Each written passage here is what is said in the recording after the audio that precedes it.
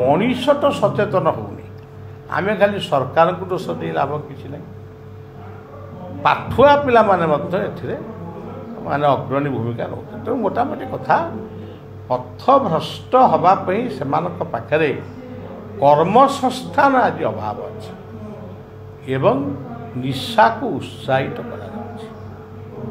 कर्मसंस्थान जदि आसंता जो निर्वाचन आसूची मो सरकार को ओडिशा सरकार में समग्र भारत वर्षर सबू राज्य सरकार को जनईबी